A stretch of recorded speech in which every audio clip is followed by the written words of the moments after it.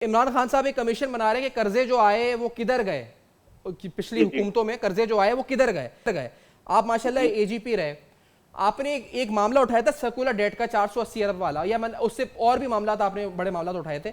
تو کیا ایسی چیزیں آئی تھی سامنے آپ کی نظر میں جو آڈٹ پروسیجرز کے خلاف تھیں اور جن کی تحقیقات اب ہونی چاہیے یا عمران خان صاحب کا کمیشن کو کرنی چاہیے؟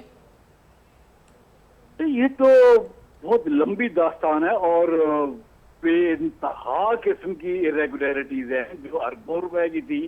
ہم نے تو ہر سال اپنی رپورٹ میں آشکار کیا بیٹا جی، اور جن کا آپ ذکر کر رہے ہیں یہ ساری چیزیں آشکار کی تھی کہ یہ مس اپروپریشنز ہیں، فراڈ ہیں جی، یہ embezzlements ہیں، کیا کیا نہیں تھے بیٹے. وہ ہر سال کی رپورٹ بڑی لینتھی اور ہر منسٹری پہ رپورٹ ہوتی ہے.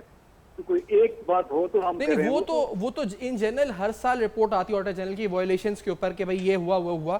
میں اسپیسیفکلی سرکولر ڈیٹ 480 ارب روپے کا جو پوچھ رہا ہوں اس پر کیا ہوا تھا، یہ اگر آپ قوم کو یادداشت میں دوبارہ کر دیں. جی مجھے یاد پڑتا ہے بیٹے 480 ارب روپے میں جو ہم نے جو اپنی رپورٹ تیار کی تھی، جو ایک ڈرافٹ رپورٹ تھی، اس میں ہم نے کہا تھا کہ 190 ارب روپے کا اس میں مس اپروپریشن ہے. اچھا جی، اس کا فردر انویسٹیگیشن ہونی چاہیے، فردر اس کو نیب دیکھے، فلاں دیکھے. اب میں نے تقریباً آپ کو یاد ہو کہ آپ کو میں آپ کیا تھا چیئرمین نیب کو کہ میں in the interest of the nation میں اپنی سروسز دینے کو تیار ہوں. جی، اب کوئی وہ سروسز نہ لینا چاہے تو میں تو اس پہ زبردستی. ایک اور چیز مجھے بتا دیں اختر صاحب، ایک بڑا امپورٹنٹ بات یہ تھی کہ کیا ایسی پیمنٹس بھی تھی جو آڈٹ کے میکینزم کو basically without going to the procedure ہوئیں اس دور میں؟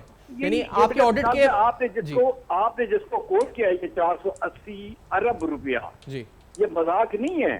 یہاں تو 2 ارب روپے کی بات ہے. 480 ارب میں سے 190 ارب روپیہ یہ سارا بغیر آڈٹ کے بجٹ پیش کیا گیا تھا. بغیر آڈٹ کے پیش کیا گیا، بغیر آڈٹ کے، بغیر کوئی آڈٹ کے، بغیر کوئی ریکارڈ دیے. یہ تو ایک دن میں سارا گورنمنٹ نے. تو یہ اچھا ایک بات اور سر، یہ جو بغیر آڈٹ کے گیا یہ کسی کمرشل بینک کے اکاؤنٹ میں کسی انڈیویجول انٹرپرینور کو گیا یا گورنمنٹ کسی نیشنل بینک کے اکاؤنٹ میں کدھر گیا یہ پیسہ؟ یہ جو 5-10 جو آئی پی پیز تھی جی، جن کے کہنے کے مطابق کہ یہ اتنا سرکولر ڈیٹ ہمارا 480 ارب روپیہ ہو گیا ہے، تو یہ 8-10 آئی پی پیز تھی. ان کو اسٹیٹ بینک کو کہا گیا کہ ان کے پرسنل اکاؤنٹ میں کسی کا کسی بینک میں ہوگا اکاؤنٹ، کسی کا کسی بینک میں اکاؤنٹ ہوگا، کسی کا کسی.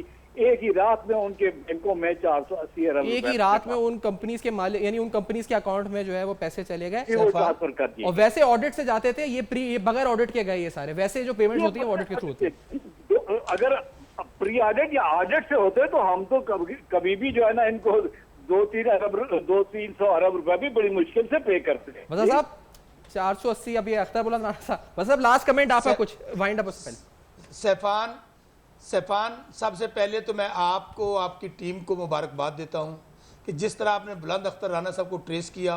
اور دوسری بات، میں بلند اختر رانا صاحب کی صحت کے لیے، ان کی زندگی کے لیے دعا گو ہوں، اور ان سے یہ میں گزارش بھی کروں گا اور حکومت پاکستان سے بھی گزارش کروں گا کہ ان کی پروٹیکشن کا فی الفور بندوبست کیا جائے. چونکہ یہ جو میاں صاحبان ہیں، آپ ان کو پتہ ان کا مائنڈ سیٹ کیا ہے. یہ جعلی پولیس مقابلوں میں اور ماڈل ٹاؤن کے اندر آپ نے دیکھا کس طرح لوگوں کو ذبح کیا گیا. مجھے بلند اختر رانا صاحب کی اس گفتگو کے بعد مجھے یہ پریشانی لگنے لگ گئی ہے، کیونکہ he is the star witness of their fraud, he is the star witness of their embezzlement.